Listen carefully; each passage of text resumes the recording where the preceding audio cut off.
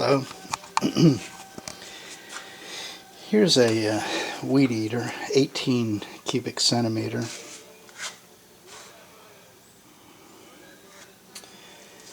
That came in, wouldn't run. Here's the specs on this one. 18 cc's. It's got a it was a fuel issue because what I did was to pull the spark plug out. No, I left the spark plug in. I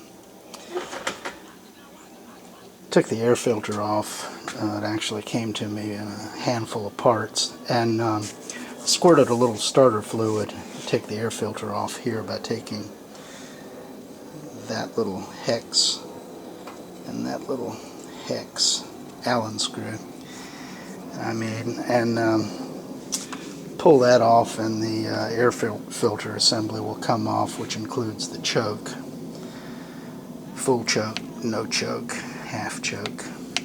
This whole thing comes off, exposing the intake, the air intake, and just squirting a little starter fluid in there, and cranking the pull cord here.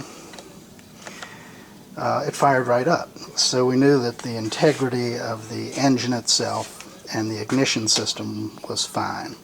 But thereafter, of course, it wouldn't run, indicating that we had a fuel or fuel air mix related problem, basically a carburetor problem, or the lines to the fuel tank kind of an issue. This is a walbro, and I can't see the number on it, but I think it was a 686 or a 286, a WT, walbro WT 686, or maybe a 286.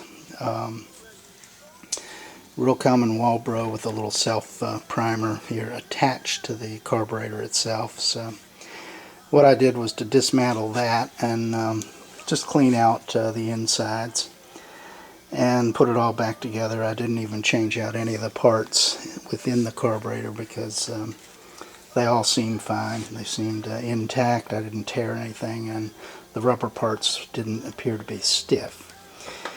What did seem to be a problem, though, were the fuel lines and the adjustment point. Let me show you the tamper-proof adjusting knob.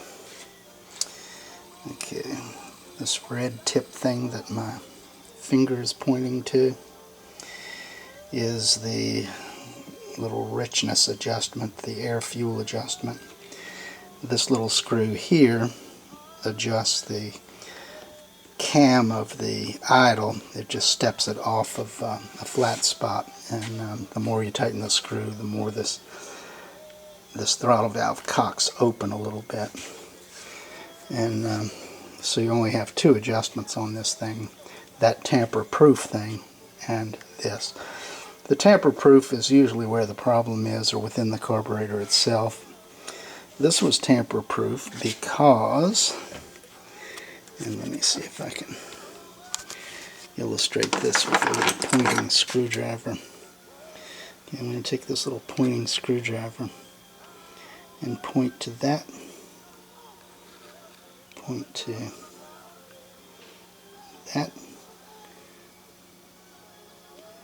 that spot right there beside that red tip thing. That used to have a little piece of metal that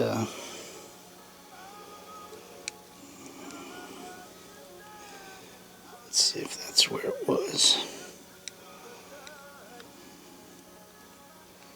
I believe it was there. It may have been right here.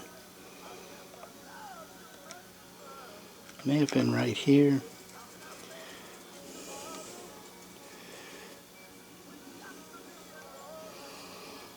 Right here. One of those two spots had a little shoulder on it. Then I took a hacksaw and removed. This is the tool. It's a metal hacksaw blade and a little handle thing. Just put it on the little metal tip and saw. Got 15 cuts, 20 cuts, and then then that little shoulder disappears, and this little tamper-proof adjusting screw, if you look right here at the end of this, it has that little cutout part of the plastic, and this allowed you to turn this thing only 1/3 of a turn before those little cutout edges hit the little shoulder. So by removing the shoulder, now I can take this red tamper-proof adjusting screw and turn it 360 degrees. In fact, I can unscrew it completely, take it out, and clean out the jets and ports inside. And that's exactly what I did. The major issue with this was cleanliness of the carburetor. And these fuel lines here, I'm going to turn this thing upside down and show you how the fuel lines work on this.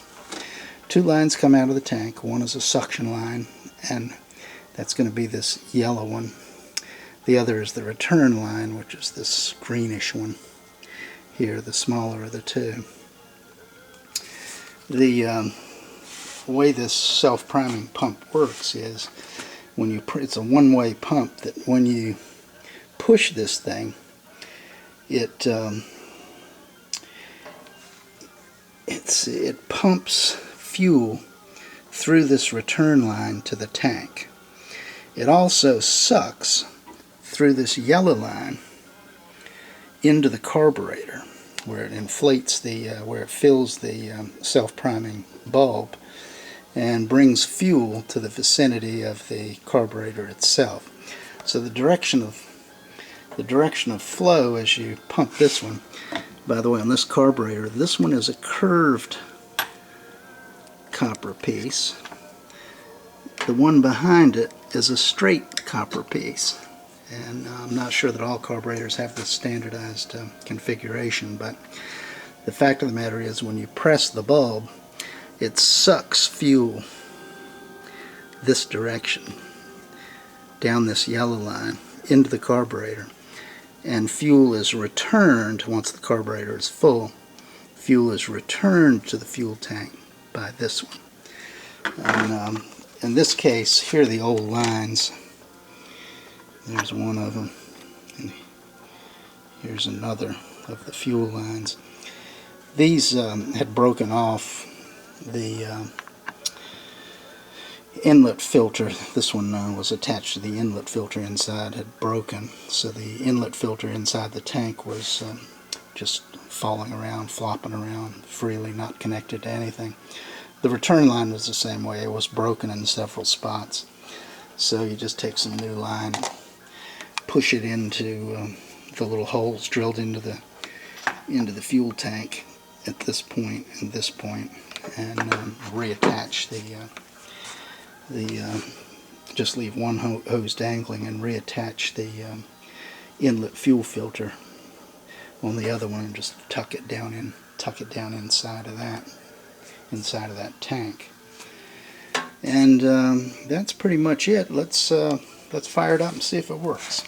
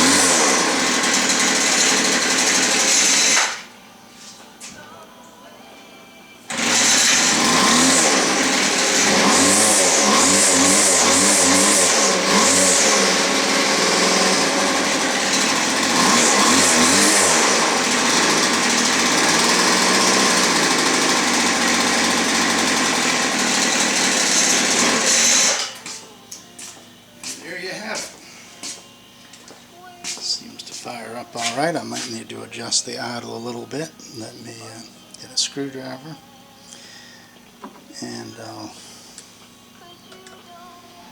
tighten it up just a little bit. Raise the idle frame a little bit.